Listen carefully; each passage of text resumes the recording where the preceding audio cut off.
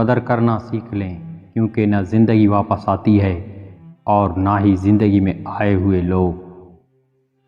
اعتبار ایک روح کی طرح ہے، ایک بار چلا جائے تو پھر کبھی لوٹ کر نہیں آتا۔ زندگی میں بس دلوں کو جیتنے کا مقصد رکھنا، ورنہ دنیا جیت کر بھی تو سکندر خالی ہاتھ گیا۔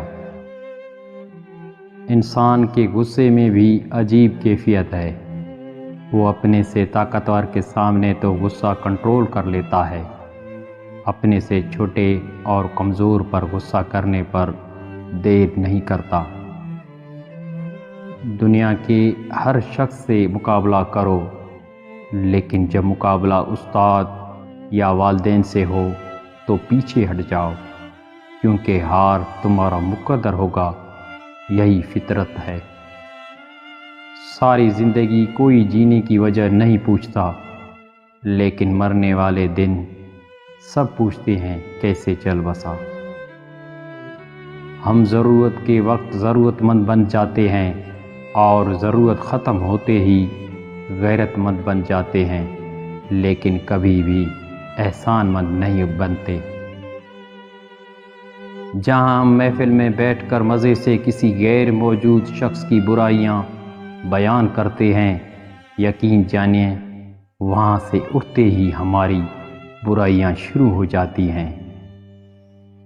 کھانے میں کوئی زہر ڈال دے، اس کا علاج کیا جا سکتا ہے، لیکن اگر کان میں کوئی زہر ڈال دے، اس کا کوئی علاج نہیں ہے۔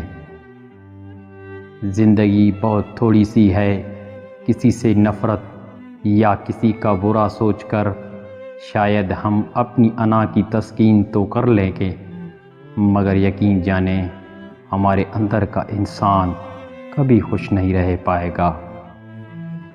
انسان کو پہلے روگ لگتا ہے اور پھر سوگ، پھر مقام آتا ہے سہنے کا۔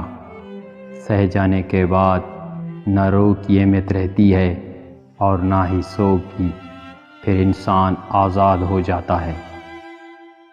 جب کسی کا وقت آپ سے زیادہ قیمتی ہو جائے تو وہاں آپ بھی اپنے وقت، احساسات اور جذبات کو مت ضائع کیجیے۔